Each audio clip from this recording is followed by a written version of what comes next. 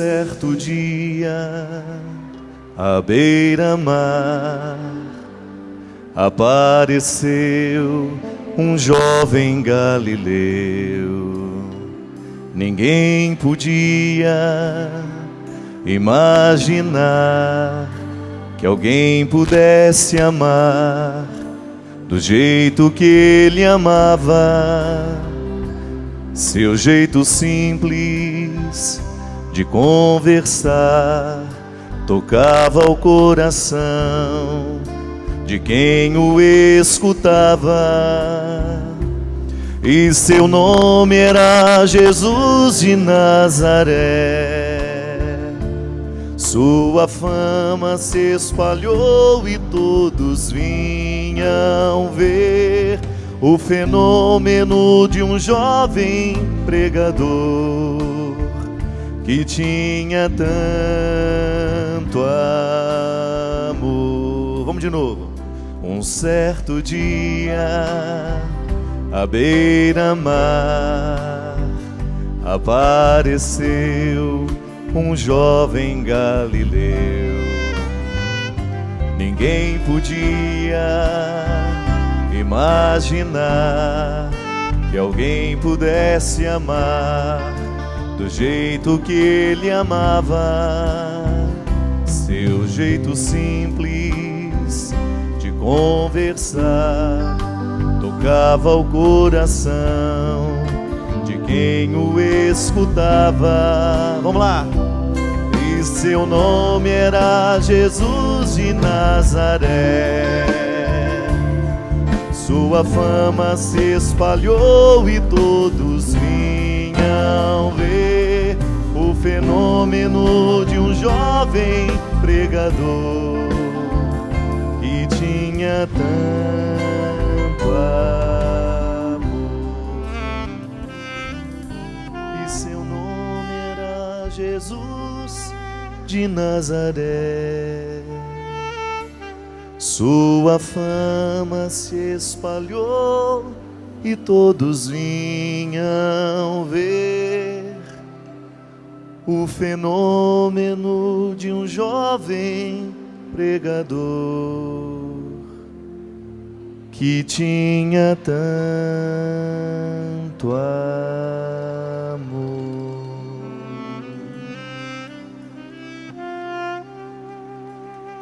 Se você pega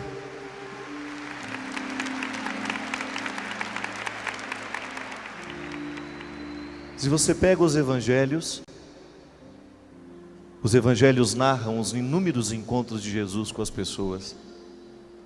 Aquilo que o Padre Zezinho, de maneira tão sábia, tão simples, tão poética, nos narra nessa música, que na verdade, se você canta do início ao fim, você vai ver que passa todo o processo de Jesus. Desde o momento em que ele era um pregador desconhecido, e aos poucos a sua fama foi crescendo, e as multidões procuravam por ele o tempo todo. Você vai vendo na sensibilidade do poeta, do padre, um jeito bonito de descrever. Por que Jesus atraía tanto as pessoas? Por que Jesus atraiu você? Você tem ali os personagens famosos do Evangelho, mas eu gostaria de pensar muito mais nos anônimos. Naqueles que não ganharam o registro da Escritura. Naquelas pessoas que Jesus encontrou e que fez delas seguidores. Minha gente, eu não tenho dúvida que o que fez a multidão correr atrás de Jesus é que aquele homem era portador de uma palavra que tinha o poder de diminuir o medo. Medo. Medo é universal, todos nós sentimos. Você sente medo de ser só? Você sente medo de ser traído? Você sente medo de ser injustiçado? Você tem medo da doença? Você tem medo de morrer? Você tem medo de envelhecer? Você tem medo de não ter segurança? E naquele tempo não era diferente. A dor humana que dói hoje, dói há 2.000 anos, há 3.000 anos, há 4.000 anos, desde quando nós existimos, desde quando a condição humana está presente neste universo. Lá está presente a dor, lá está presente o medo. E a presença de Deus na história, desde os primórdios, foi justamente oferecer ao homem, à mulher, foi oferecer à humanidade um braço, alguma coisa que pudesse sustentar no momento do medo, alguma coisa que pudesse nos dar um alento no momento do nosso desespero, da nossa solidão. Isso não é teórico, você experimenta na sua carne, você sente na sua alma, quando a dor punge dentro de você, e você precisa gritar por alguém, porque você não dá conta da vida sozinho. A vida não é suportável, e você precisa olhar para os lados, e você precisa descobrir alguém. E Jesus, quando passava pelo meio do povo, despertava justamente isso. As pessoas que ouviam Jesus sentiam na sua vida o poder de uma palavra que aliviava o peso que sentiam. Por isso ele dizia de maneira bonita: vinde a mim, todos vós que estáis cansados, com o peso dos seus fardos, que eu vos aliviarei. Vinde a mim, todos vós que estáis cansados, todos vós que carregais pesados fardos sobre os ombros, e eu vos aliviarei. Como, minha gente? Jesus tinha um poder fantástico de fazer a pessoa se encorajar para a vida. Olhe para o medo dos grandes apóstolos, dos grandes homens, das grandes mulheres da história cristã. Em algum momento essas mulheres e esses homens foram olhados por Jesus. O medo começa a diminuir no momento em que nós somos olhados nos olhos. Se você está perdido no meio da multidão, o que mais lhe assusta é você não ter um olhar onde você fixar o seu. A psicologia nos ensina que quando nós somos olhados de um jeito certo, cresce dentro de nós a crença em nós mesmos. É por isso que se você solta uma criança no meio de uma multidão que ela não conhece, ela vai ficar desesperada, ela não tem onde colocar o olhar. O olhar é o lugar da nossa segurança. No momento do nosso medo, se a gente não tem alguém que nos ama do nosso lado, se a gente não tem um olhar para se fixar nos nossos, tudo é mais pesado, tudo é mais difícil. Você deve se recordar dos momentos em que a vida foi pesada para você, e naquele momento, na notícia daquela morte, na notícia daquela tragédia, na notícia daquela traição, daquele fracasso, o que você mais queria era alguém que você pudesse colocar os seus olhos. Não tem até a música romântica? Olha para mim, não diga nada, nos seus olhos vai nascer a madrugada. É lindo, os poetas sabem disso, os românticos sabem disso. Os amantes sobrevivem muito mais de olhares do que de palavras.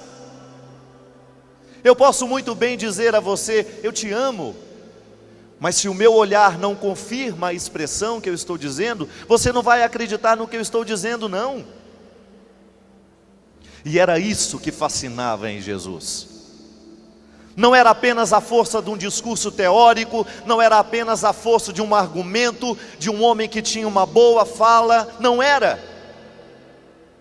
Mas era a capacidade que aquele homem tinha de diminuir o medo que prevalecia naquele tempo, quando pela força de um olhar, ele entrava dentro da pessoa e vivia o mesmo tempo que ela. Ontem eu estava falando isso no show. E eu me iluminei com essa verdade que eu nunca tinha pensado sobre isso. Amar é viver o tempo do outro. Essa frase eu já tinha falado. Mas o desdobramento dela ontem à noite para mim foi lindo, porque foi uma revelação de Deus naquele momento, minha gente. E você vai entender. Eu estava dando o exemplo da minha mãe que está velha, velhinha, está lenta, para morrer de repente está levando um mês, uma belezinha. O velho tem um tempo diferente nosso, por isso que ele conta as mesmas histórias a vida inteira, não é? Ele está num tempo diferente, ele não tem a mesma intensidade de acontecimento que nós temos, por isso ele se repete. Eu ando depressa, minha mãe não. De vez em quando preciso olhar para trás para saber onde ela está. Não vai no mesmo ritmo que eu. E seria ingrato da minha parte querer que ela andasse no meu tempo. Seria ingrato.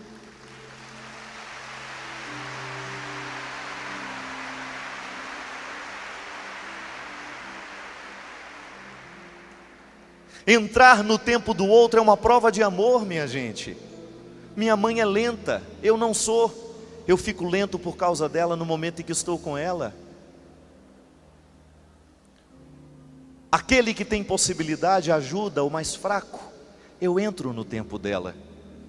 E o que Deus me iluminou ontem no momento em que eu falava é que o banquete, o jantar, o lugar onde nós nos sentamos para comer, é o lugar onde nós tentamos viver o mesmo tempo, onde todos nós ficamos no mesmo tempo, porque um é mais apressado, o outro é mais lento, o outro é mais ou menos, mas chega um momento da vida em que a gente precisa viver o tempo do outro. A comunhão se estabelece no momento em que vivemos o tempo juntos. Isso é tão lindo. A gente diminui o medo quando nós entramos no tempo do outro. Se de repente você está devagar e você está com medo, alguém segura na sua mão e diz: não se preocupe, eu vou ficar do seu lado. Aí você fala: mas você não tem que ir? Ela diz: eu tenho que ir, mas eu decidi que vou ficar com você. Diminui o medo. Entrou no seu tempo, viu você como você é, aceitou a sua lentidão, fez pacto com a sua pessoa naquele momento em que não dispensou você, mesmo que ela tivesse tanta coisa para fazer. Me escuta um minuto? É possível? E você tão apressado, tão cheio de coisas, para e escuta o que ela tem a dizer. Olha para mim, não diga nada, nos seus olhos vai nascer a madrugada. Por que a madrugada? Porque na madrugada o nosso metabolismo está mais lento. Isso é, quem dorme, né? Quando você começa a dormir, você entra no tempo do descanso. A sabedoria do corpo, minha gente. Aquilo que trabalhou o dia inteiro, que ficou agitado o tempo todo, que comeu o tempo todo, que fez digestão, que fez isso, que fez aquilo, jogou sangue, fez... O corpo se dá o direito de ficar lento. É madrugada. É o momento em que nós permitimos a nossa recuperação celular, porque o celular está desligado. E tem que desligar mesmo. Porque sempre tem um espírito de porco, alguém que pegou a febre suína, que vai ligar para a gente de madrugada. Não é?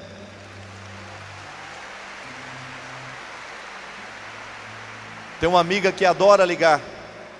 Para mim não, porque o meu celular fica desligado. Eu sempre falo, se morreu alguém, gente, me espera acordar, tomar um café, depois vocês me contam.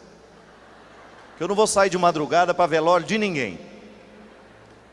Aí a minha amiga liga 3, 4 horas da manhã para as amigas dela. O que você está fazendo? O que eu posso estar fazendo às 4 horas da manhã, meu Deus do céu? Estou vivendo o período da madrugada, que é o momento da lentidão, o momento em que o meu tempo é devagar. Por isso que a medicina nos ensina que o sono é um momento da reposição da saúde. É o momento que você emagrece, É o momento que você volta à saúde. Claro, se você não comeu uma picanha à noite, 3 quilos de macarrão, você vai emagrecer à noite.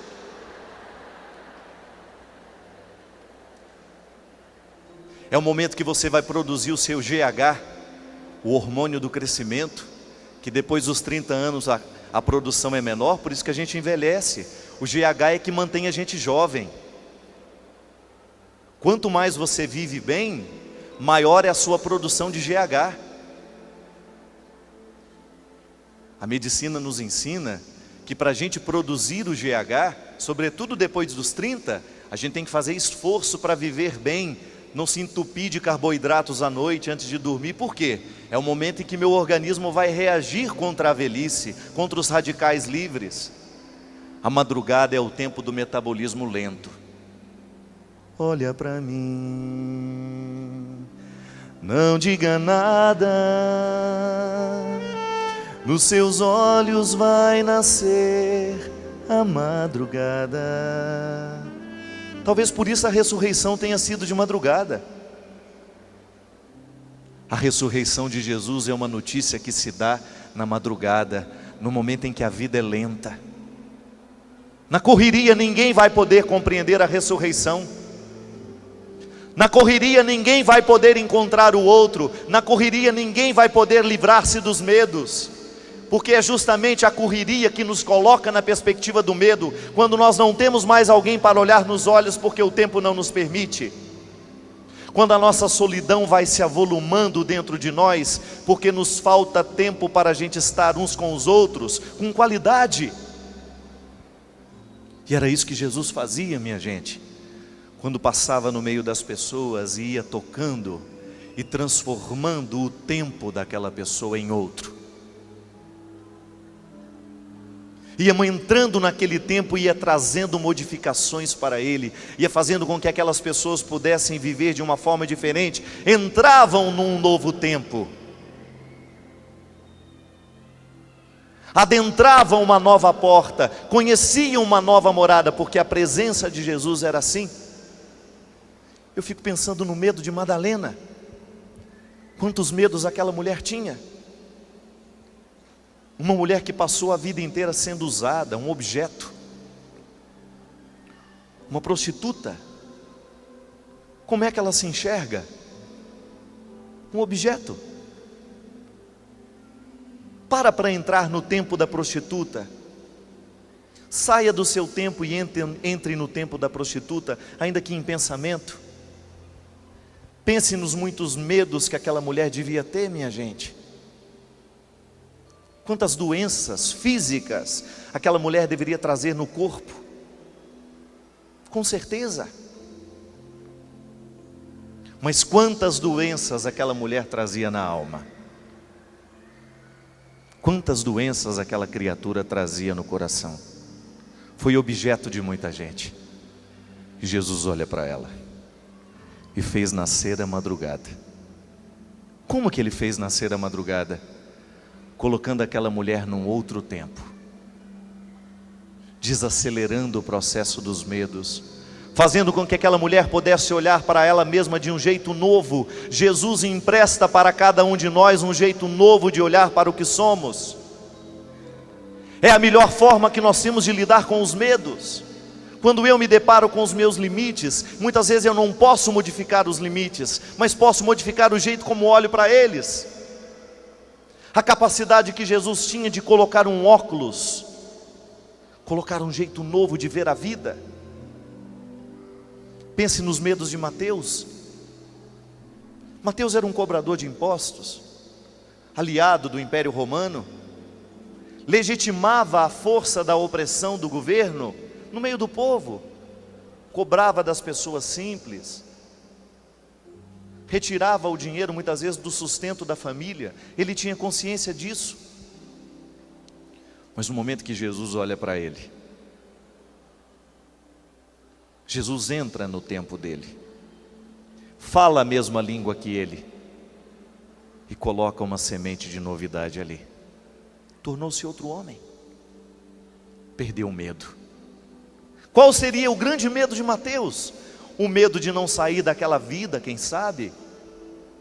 o medo de não saber ser honesto, o medo da mudança. Quantos de nós sofremos diante dos medos que nós temos das mudanças? Quantos conflitos nascem dentro de nós porque nós não sabemos encarar as mudanças que a vida nos traz? Mas você sabe por experiência própria que no momento da sua mudança, se você tem alguém segurando na sua mão, se você tem alguém olhando nos seus olhos e mudando junto com você, fica mais fácil. Diminui o medo. Eu me recordo de uma cena, gente, de um acontecimento que marcou muito o meu coração. Quando o Robinho começou a fazer a quimioterapia dele, Robinho era todo vaidoso, era um moço bonito. A primeira coisa que a gente faz, quando vai fazer a quimioterapia, é raspar a cabeça do doente, não é? Para que ela não tenha aquele trauma de ver os cabelos caindo. Não sei, diminui o medo talvez. Quem sabe a gente se coloca numa situação, não fui eu que decidi, não foi a química que fez. Subterfúgios pequenos que a gente usa para diminuir o medo do outro. Quem sabe para fazer um gesto que pudesse, olha, vamos aliviar o peso dessa doença.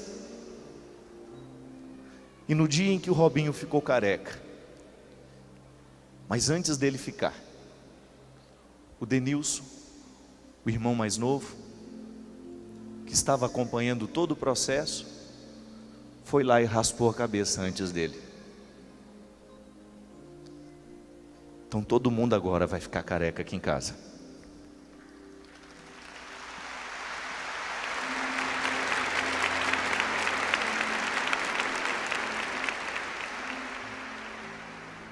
O que aquele menino queria?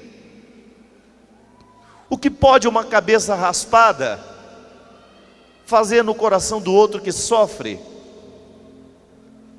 Entrar no mesmo tempo. É disso que eu estou falando, minha gente. A possibilidade que a gente tem de fazer o mesmo que Jesus fazia.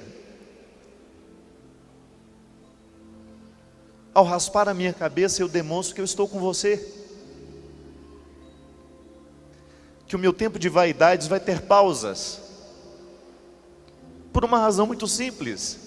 Eu amo você. E quero que a minha cabeça raspada seja um sinal concreto de que eu estou no mesmo tempo que você. Eu não posso sofrer a mesma dor física que você sofre no estômago. Mas eu quero demonstrar com o meu gesto que eu estou do seu lado.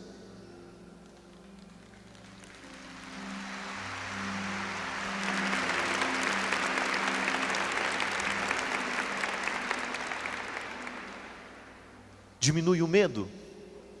Talvez. Só aquele que está do lado, precisando de que alguém entre no seu tempo, sabe do que eu estou falando. Quando alguém, num gesto de solidariedade, abre mão do que é seu naquele momento, e pela força da fraternidade que nos une, do amor que nos congrega, eu decido viver o seu tempo também. Quando você tem sua mãe doente, você tem uma festa para ir, você decide, mãe, eu não vou. Vai, minha filha. Não, eu quero ficar hoje com a senhora. Talvez a gente esteja perdendo um pouco isso, minha gente. Porque esses tempos modernos estão nos colocando cada vez mais egoístas, cada vez mais centrados em nós mesmos. Vejo isso pela relação com os nossos pais. Se você for pensar no quanto que sua mãe e quanto que o seu pai foi capaz de entrar no seu tempo, e agora? Agora é o momento de você entrar no tempo deles. E como é que você reage a essa possibilidade?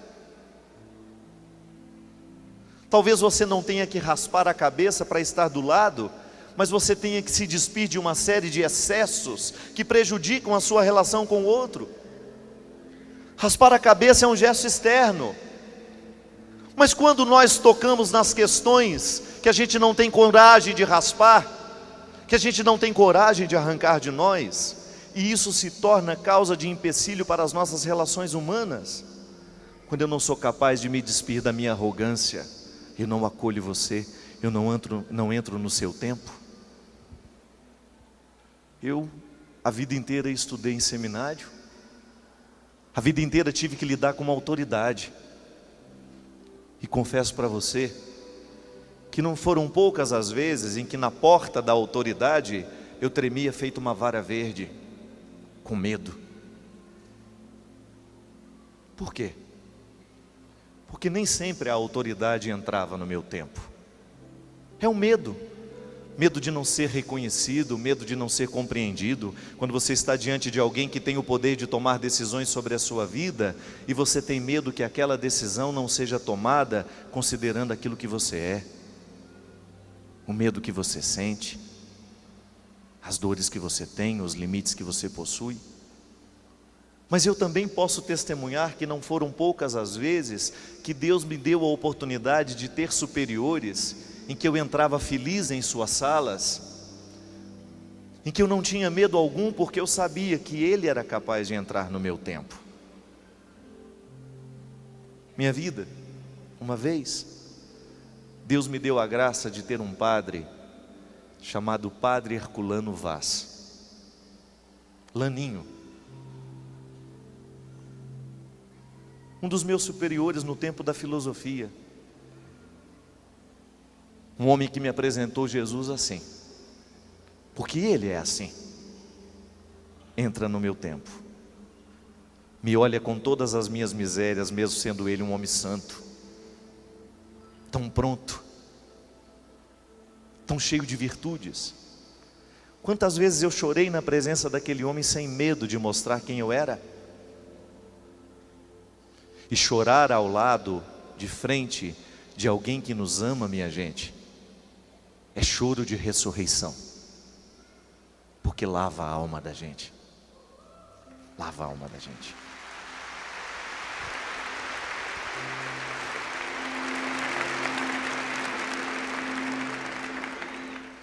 Eu agradeço a Deus porque um dia me colocou num corredor escuro, diante de um padre esquisito, moderno demais eu achava, que andava com umas camisas cheias de flores, uns cintos parecendo peão boiadeiro, umas calças jeans muito modernas, que eu olhava com desconfiança. Que padre esquisito. Alguém me falou: é famoso. Ah, é? É. Tem um programa que chama Anunciamos Jesus. É escritor. É. Mas o dia que eu descobri que aquele homem de camisas coloridas, calças esquisitas, tinha um coração igualzinho de Jesus.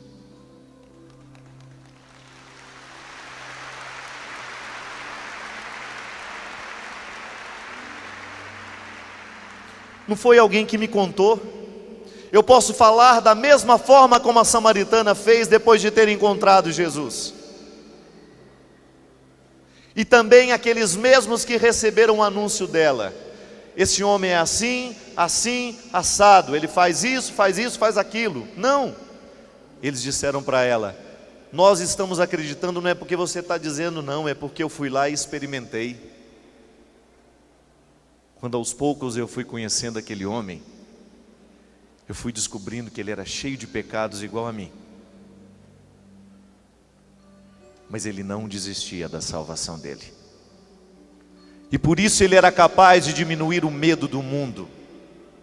Ele olhava para os drogados e enxergava naqueles homens e mulheres o mesmo que ele enxergava dentro dele. Não tinha olhar de superioridade, não se sentia melhor, entrava no tempo deles.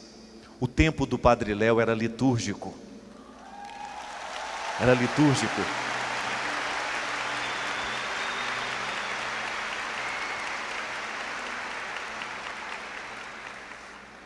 Quantas vezes aquele homem, gente, pôs a mão na minha cabeça, me deitou no seu colo, como se eu fosse um menino.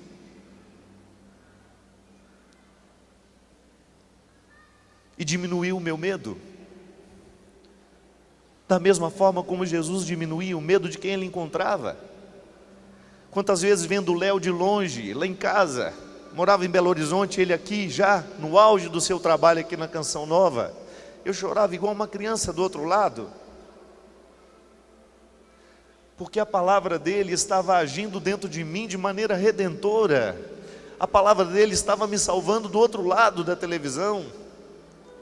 Ele nem sabia onde eu estava, ele nem sabia o que eu estava fazendo, e aquele homem descrevia o que eu estava vivendo, como se tivesse conversado um dia antes comigo.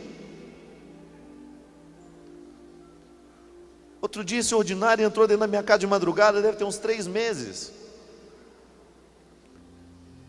Cheguei tarde da noite, depois de uma viagem, era quase 2 horas da manhã. Eu ligo a televisão, aquele infeliz fala assim: agora eu quero falar para você, padre. Eu falei: ô Léo, pelo amor de Deus, uma hora dessa não. E eu sentei na minha cama. Coincidência ou não, o fato é que eu liguei na televisão na hora que ele estava olhando firmemente, dizendo: agora eu quero falar para você que é padre. E fez assim com o dedo. E depois que ele terminou aquele discurso de mais de meia hora direcionado aos padres, eu sentado sem coragem de levantar, o sono foi embora. E quando ele terminou, eu tinha vontade de dizer do mesmo jeito que a gente diz quando lê a palavra de Deus: palavra da salvação.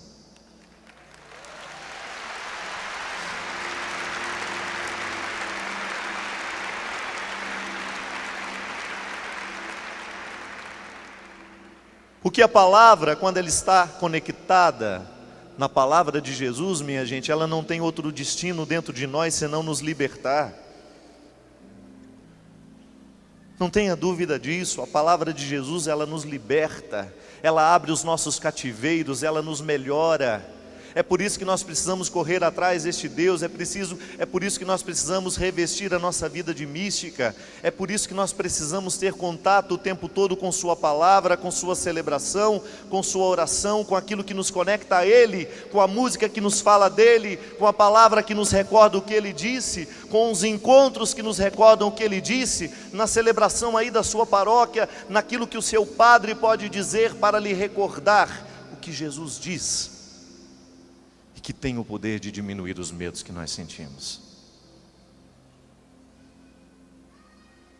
Quantas vezes na minha vida eu tive a oportunidade de experimentar Jesus do meu lado assim, de maneira concreta, naquilo que o Léo me falava. Meu filho, não é bem assim. Olhe por outro lado. Quantas vezes o nosso medo vai embora quando alguém diz isso para a gente? Olhe de outra forma. É como se abrisse uma porta do casarão assombrado em que nós estamos e nos ensinasse que tem uma saída possível. Quantas vezes, minha gente, na casa dos nossos medos, nós não temos alguém que nos abra essa porta, que nos aponte que há uma luz, que não é tão feio assim. Quantas vezes nos falta a palavra bendita, a palavra abençoada, comprometida, conectada com a palavra de Jesus, que tenha o poder de promover liberdade dentro de nós. Ainda agora há pouco, conversando com o Eto, falando de tudo o que a Canção Nova representa. Quantas vezes você foi acordado para a vida por uma frase que você escutou aqui? Com o encontro que você participou aqui? É por isso que a gente não desiste.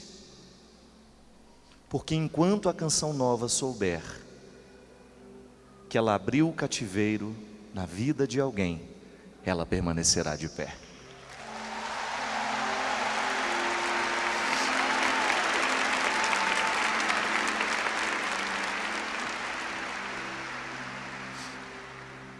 Outro dia me perguntaram: padre, é verdade que a Rede Globo proibiu o senhor de ir na Canção Nova? Aí eu disse assim: não, A única coisa que pode verdadeiramente acontecer é a Canção Nova me proibir de ir na Globo. Não é?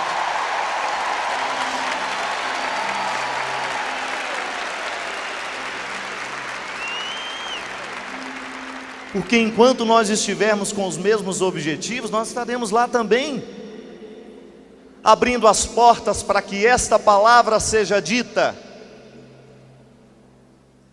para que nós possamos chegar aos lugares não convencionais, porque pode ser que alguém nunca tenha escutado falar de Canção Nova, mas na hora que nós falamos dela nos outros lugares, alguém presta atenção.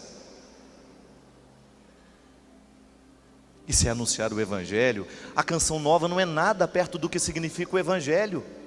O Evangelho é muito maior que a Canção Nova, e ela só vai sobreviver enquanto ela estiver comprometida com o anúncio do Evangelho. Não há outro objetivo aqui.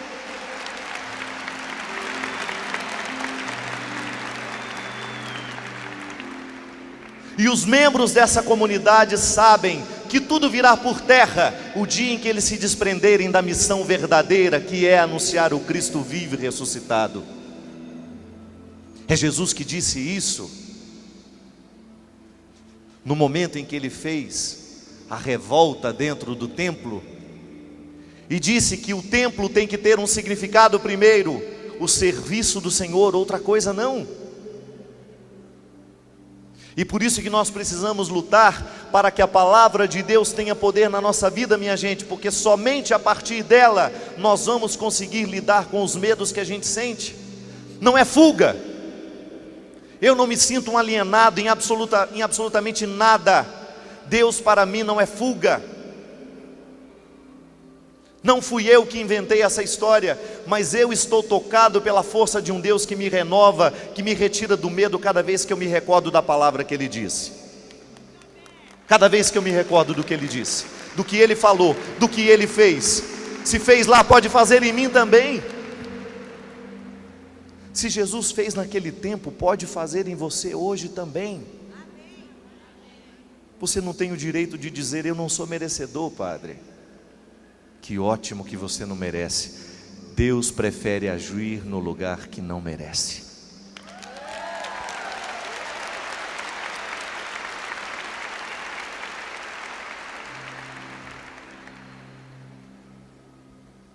Se você não se sente merecedor, é um bom passo. Você é preferido do Senhor.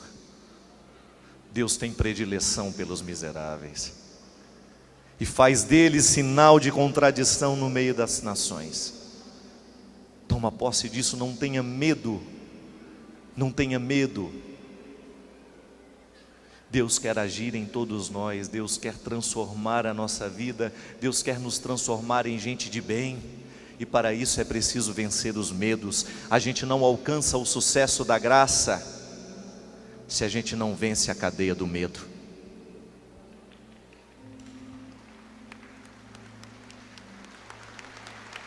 Para que cultivar os fracassos? Para que cultivar fracassos? Legitimar a presença do diabo? Eu não quero. Foi para cima que você foi projetado. Engraçado, o Eto deve saber muito bem disso, mas geralmente quando a gente vai fazer uma construção, o arquiteto, o engenheiro, faz um projeto maravilhoso, não é? Aí você olha e fala assim: mas eu não tenho dinheiro para isso não. Tira essa pilastra aqui, ó. Dá para fazer esse telhado mais pobrezinho? Esse piso aqui não dá não, o dinheiro não faz isso não. Tem gente que leva a santidade do mesmo jeito. Recebe um projeto maravilhoso, Deus entregou, é isso que eu quero de você. E você não tem dinheiro para isso não. Não tem joelho para isso, não tem disposição para isso. Vamos fazer mais ou menos, né? Vamos fazer uma meia água. Não, é mansão que Deus quer que você faça. A sua santidade não é para ser meia água não. Não economize no seu processo humano. Invista em você.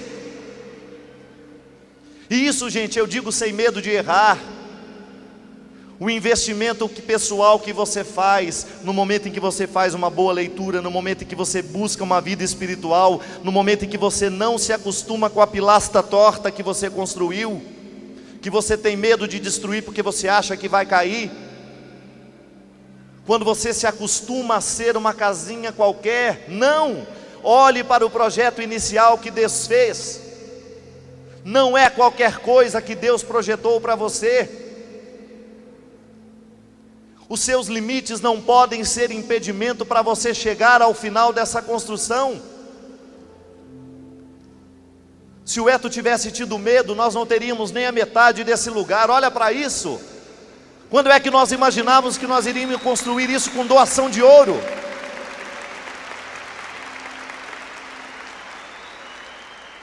Ainda bem que você não tem juízo. Louco. E Deus age nessa loucura. Olha Dom Helder Câmara. Quanto que aquele homem era louco por Deus. Olha para os grandes místicos, todos loucos por Deus. Não pensavam pequeno.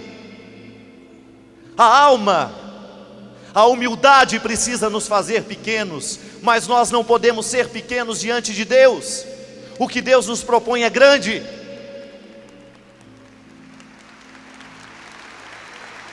E alcançar essa grandeza só é possível pela força da humildade.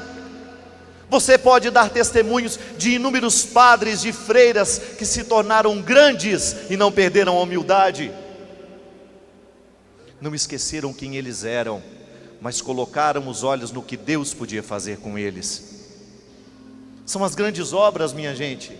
São as grandes obras que os nossos olhos podem ver. Gente que não teve medo, olhou para esse projeto inicial e disse: nós vamos, porque o Senhor vai nos sustentar até o fim. E se a gente é assim com as paredes, muito mais a gente precisa ser com o Espírito. Eu não quero ser pequeno. Eu não quero entregar a Deus uma casinha meia água quando for embora daqui, não. Eu quero um espírito grande, dilatado. Eu quero ter uma alma pronta para o céu. Eu quero ter uma alma que compreenda a eternidade desde já.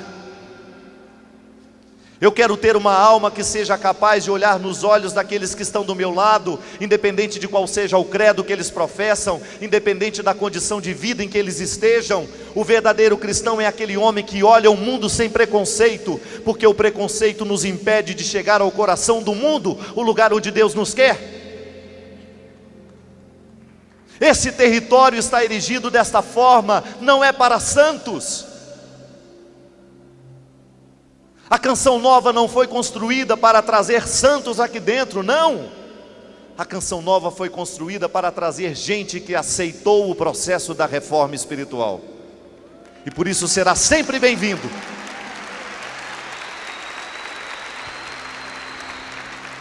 Pisar neste solo, pisar neste lugar significa: eu quero uma palavra que ajude o meu processo de evolução na fé. Eu quero uma palavra que me ajude no processo de evolução da minha santidade. Você vem aqui de vez em quando, mas o seu processo acontece mesmo é lá na sua vida, no seu dia a dia, na sua paróquia, com seu grupo. É lá que você vai viver os efeitos desta loucura. É lá que a loucura deste projeto vai repercutir para que você se transforme em louco no meio lá onde seu lugar, para também fazer crescer o evangelho lá naquele lugar. Como? Olhando nos olhos de quem tem medo, anunciando a elas que a força de Deus está disponível, que nós não nascemos para o fracasso, que ser feliz é urgente. É urgente.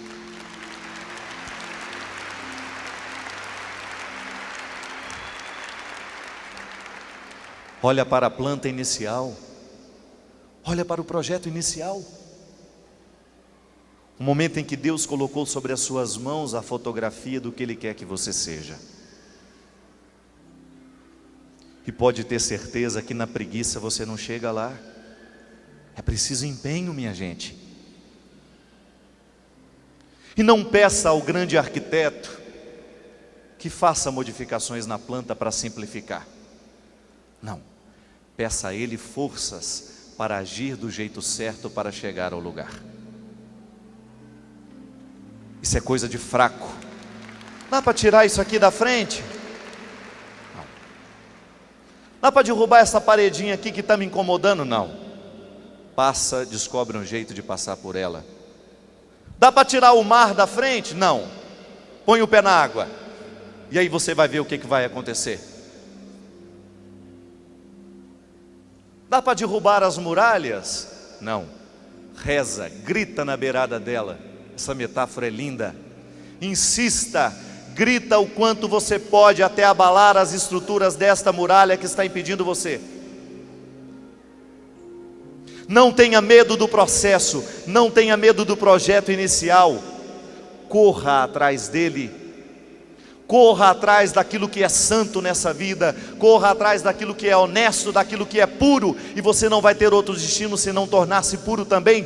Purificar aos poucos a sua vida, o seu coração destes excessos que lhe enchem de medo. Tenho medo de chegar até lá. Então, porque tenho medo de chegar até lá, eu sento e fico lamentando a minha vida inteira. É igual quando você tem que ir a algum lugar, né? Oh meu Deus, mas são 100 quilômetros daqui. Aí 2 meses está falando a mesma coisa. Oh, mas são 100 quilômetros daqui. Já teria ido, voltado há muito tempo. Ah, mas são 100 quilômetros daqui. Dá o primeiro passo, que já não faltam 100 quilômetros mais. Dê 2 passos, que já não faltam 100 quilômetros mais. É assim que a gente vence, minha gente. Agora, se a gente se segura naquilo que é inútil, naquilo que não nos faz crescer, nós não vamos chegar a lugar nenhum. Mas não queira prender-se em Deus somente no momento da sua necessidade, não. Prenda-se em Deus para que Ele seja o seu processo constante, um processo que não para.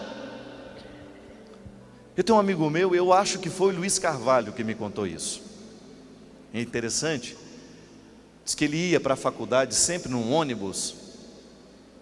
E dentro daquele ônibus, um dia, estava todo mundo cantando. Vocês lembram daquela musiquinha da manivela? A dança da manivela? Uma das coisas mais horrorosas, né, que tinha, né? Segura na manivela e vai, não sei o quê. Aí diz que o ônibus estava naquela folia, o povo dançando lá dentro, aquela animação toda, todo mundo segurando a manivela. E de repente começou a dar uma tempestade. E a tempestade foi dando medo no povo. Aí diz que a primeira mulatinha sentou, a segunda sentou, uma mais animadinha começou a querer resistir, mas foi indo, sentou. Aí lá pelas tantas, aquele ônibus era um silêncio só. Aí diz que veio um da manivela lá do fundo, né? E falou no ouvido dele assim: puxa aquela música Segura na Mão de Deus.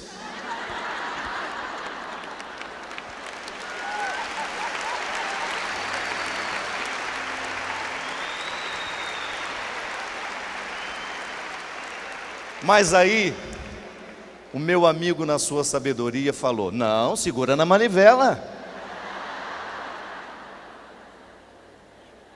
Quantas vezes na vida, minha gente, nós precisamos do tombo para poder descobrir o lugar essencial, o nosso lugar. Quantas vezes a gente segurou na manivela mesmo? E a manivela é bamba, não segura, não leva para lugar nenhum. Quantas vezes nós nos utilizamos das futilidades da vida, a gente perde o nosso tempo com futilidades. Quantas vezes nós perdemos horas e horas do nosso dia, lendo a fofoca, lendo isso, lendo aquilo. Isso não agrega absolutamente nada em nós. Não nos faz avançar em nada, absolutamente nada no processo. Mas aí, quando pela força do movimento de Deus na história, você descobre que a religião não é um conjunto de regras nem de obrigações, mas que é justamente o olhar de Deus fixos em nós, a nos convencer de que nós podemos, de que a vitória está nos oferecida, que a vitória está diante de nós. E que para a gente chegar a ela, basta a gente ter coragem de se erguer. Basta a gente ter coragem de olhar nos olhos daquele que nos ama. Deste mesmo Jesus que passou chamando a tantos, e que hoje eu não tenho dúvida, passa também pela minha vida mais uma vez, passa pela sua vida mais uma vez, e quem sabe passa pela sua, pela primeira vez. Passa para lhe convencer de que há muita coisa a ser buscada e que você não está fadado a morrer com os defeitos de hoje. Que você não precisa ser refém dos medos que você hoje tem, medo dos seus fracassos, medo do que passou, medo do que virá, que hoje você pode se transformar numa pessoa nova, pela força do olhar de Cristo, que nos diz que nós tudo podemos naquele que nos fortalece.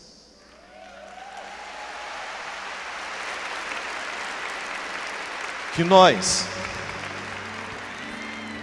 tudo podemos realizar se os nossos olhos estiverem fitos no Senhor. Que a força do Deus ressuscitado entra para dentro de nós. Que nós não precisamos viver como condenados à morte. Que nós não precisamos ser reféns dos nossos medos. Mas que nós podemos viver pela força do dia de hoje, da palavra que nos move. Aquilo que essa menina um dia compôs com tanta sabedoria.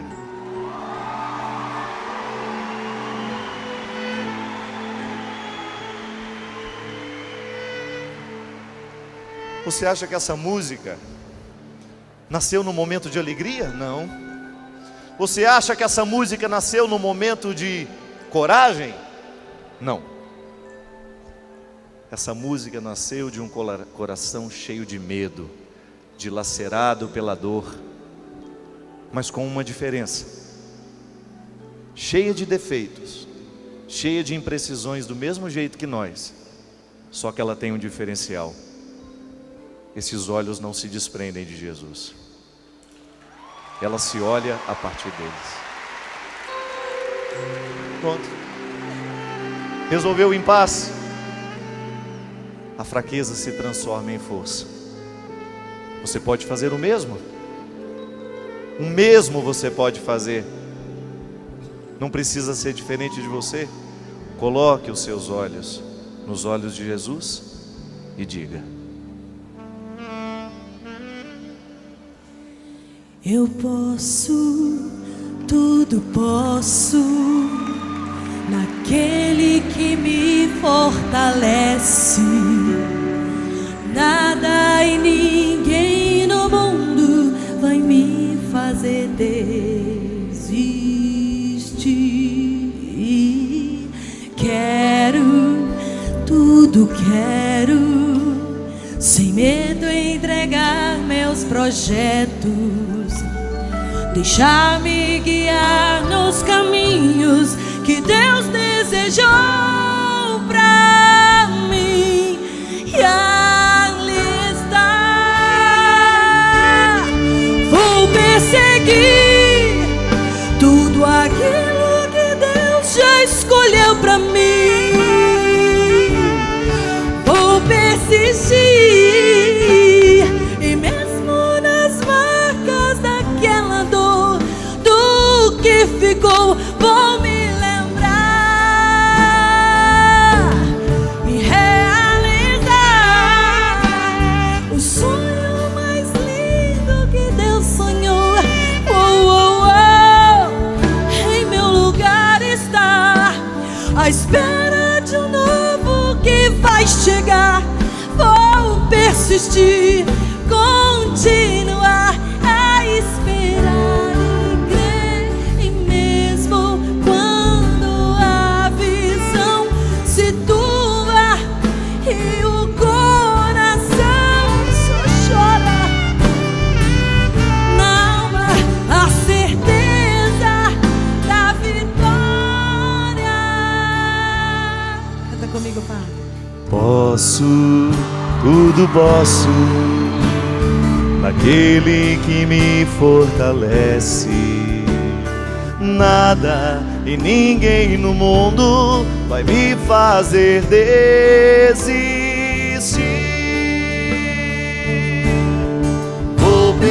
seguir tudo aquilo que Deus já escolheu pra mim.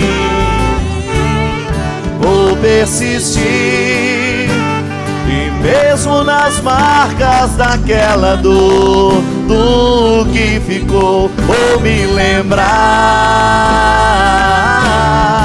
realizar o sonho mais lindo que Deus sonhou. Betânia é um sonho.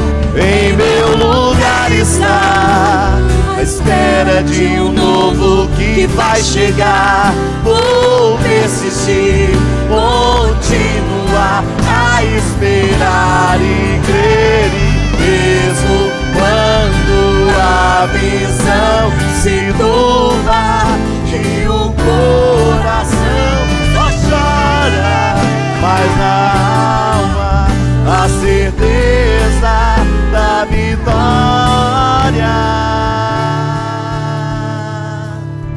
Eu vou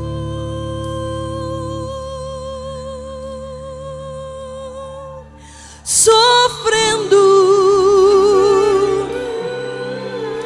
mas seguindo enquanto tantos não entendem, vou cantando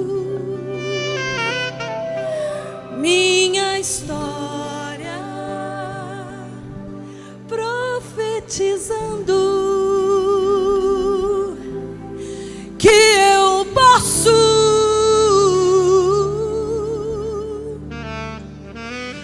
tudo, posso. Somente em Jesus.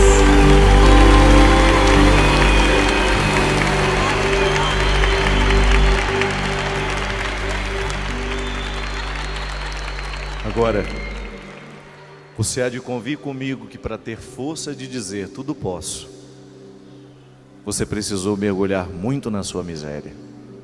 Diga por você. A expressão tudo posso não nasce de qualquer jeito, porque se ela nasce de qualquer jeito, ela vai morrer de qualquer jeito também. A expressão tudo posso, ela é fruto de um processo longo e demorado, de não perder os olhos de Jesus de vista. Quando no momento do nosso fracasso a gente precisa continuar acreditando nele. É fácil acreditar em Deus, difícil é acreditar que Deus acredita na gente. A segunda parte do creio. É fácil professar Deus é Pai Todo-Poderoso, certo? Mas qual é a ressonância disso na minha vida? Qual é a consequência disso na sua vida? É tudo posso.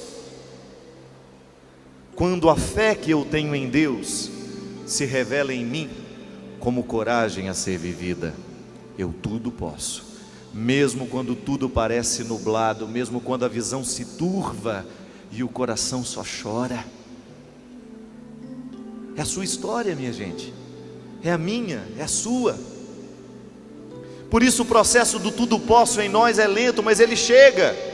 E enquanto ele não chega, a gente apressa cantando.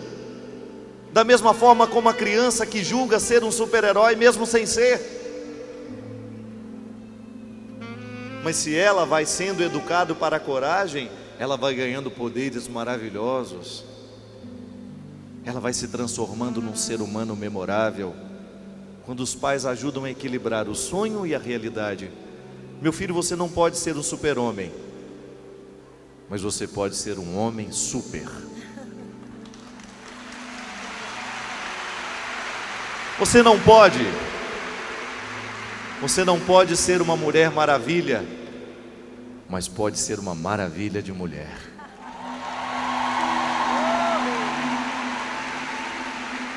Agora, para você chegar a ser esse homem super, tem que se eliminar aí muitos medos, muita coisa que está entravada aí dentro, impedindo esse processo de acontecer. Para chegar a ser essa mulher maravilhosa, você precisa jogar fora muitos excessos que lhe causam medo, precisa estabelecer pacto, entrar no tempo do outro, permitir que o outro entre no seu tempo. Não vamos desistir, vamos? Tem alguém querendo desistir aqui hoje? Então levante os braços comigo, canta forte. Vou perseguir tudo aquilo que Deus já escolheu para mim. Vou persistir, e mesmo nas marcas daquela dor, do que ficou, vou me lembrar e realizar o sonho mais lindo que Deus sonhou. em meu lugar está, À espera de um novo que vai chegar. Vou persistir, continuar a esperar e crer, mesmo quando a visão se turva e o coração só chora, mas na alma a certeza da vitória.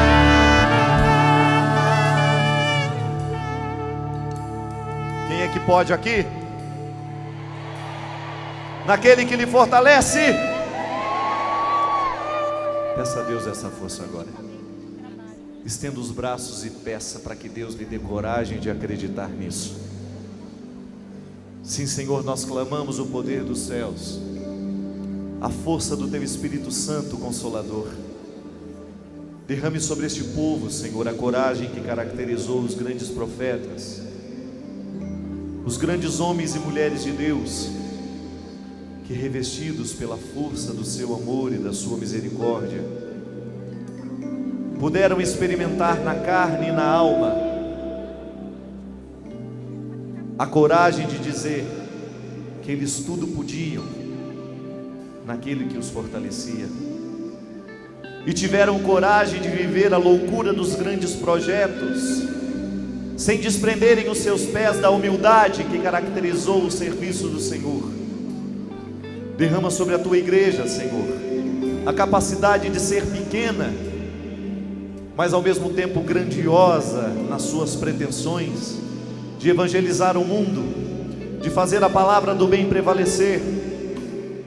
Derrama o Teu sangue precioso sobre a Canção Nova, sobre os seus fundadores, Senhor, sobre a figura do nosso querido Monsenhor Jonas Habib.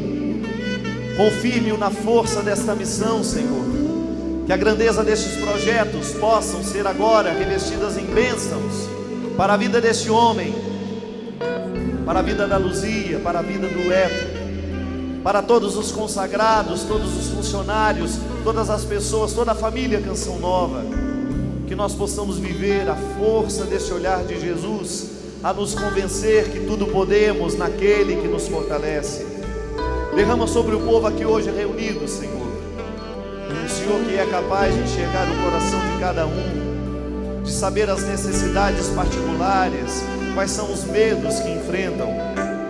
Coloca coragem, Senhor, nos infiéis. Coloca coragem de vencer os grilhões da traição. Nos viciados, coloca a força e a coragem de vencer os grilhões do vício. Nos mentirosos, a coragem e a força para fazer cair por terra o poder da mentira. Nos invejosos, a força e a coragem para fazer cair por terra a opressão da inveja. Nos medrosos, Senhor, coloca a força para que caia todo o poder do medo e que prevaleça somente a coragem que caracteriza os seguidores do Teu Filho Jesus. Solta a sua voz. Ela Maria lá,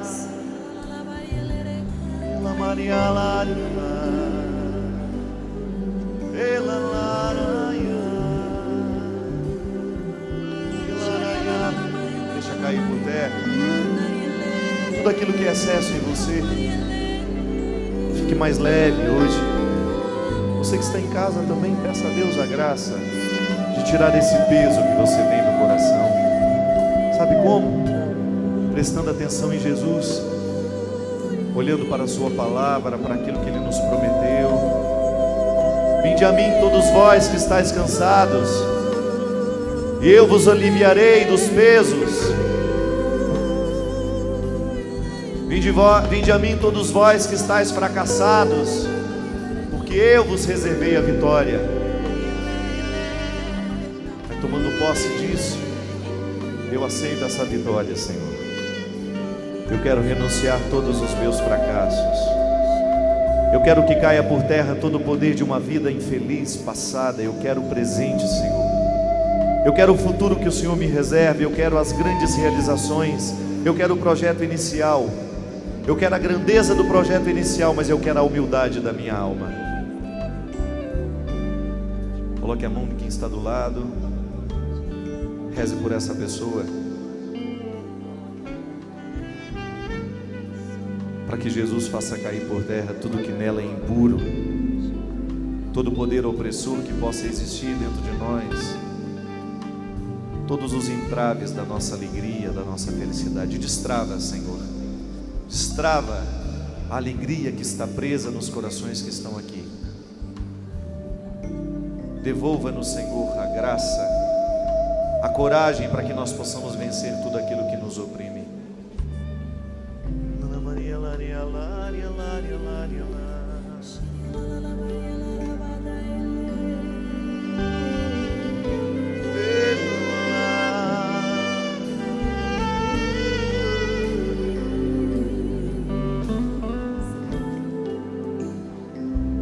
E agora, diga com carinho, abrace aqueles que você puder, dizendo: você tudo pode naquele que lhe fortalece.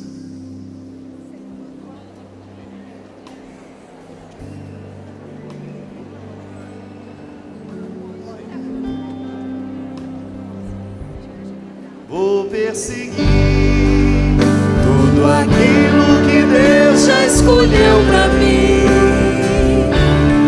Vou persistir, e mesmo nas marcas daquela dor, do que ficou, vou me lembrar.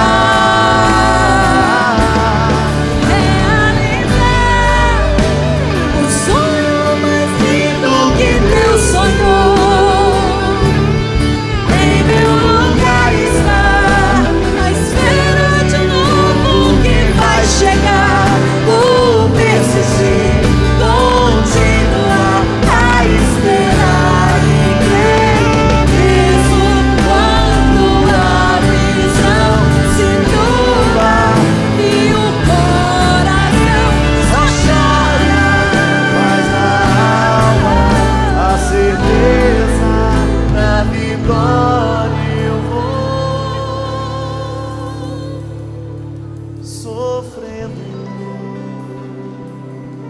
mas seguindo enquanto tantos não entendem, vou cantando nossa história, profetizando que eu posso. Sabe o que eu queria agora? Que esse tudo posso pudesse repercutir lá onde está o Monsenhor Jonas Abib. Vamos gritar para ele ouvir a lição que ele nos ensina. Vamos? Que eu posso, mas é para ensurdecer esse lugar agora.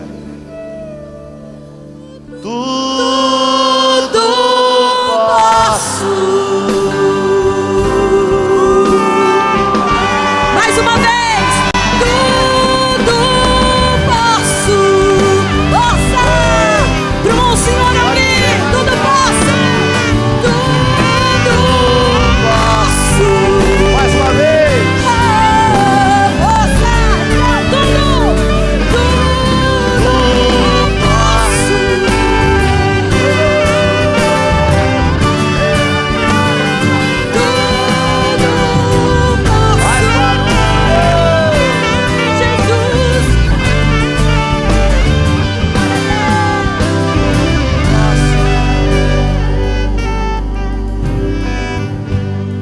perseguir, vou perseguir tudo aquilo que Deus já escolheu pra mim. Vou persistir, e mesmo nas marcas daquela dor, do que ficou, vou me lembrar, realizar o sonho mais lindo que Deus sonhou. Em meu lugar está, à espera de um novo que vai chegar. Vou persistir, continuar a esperar e crer, mesmo quando a visão se turva e o coração só chora, mas na alma a certeza da vitória. Tudo posso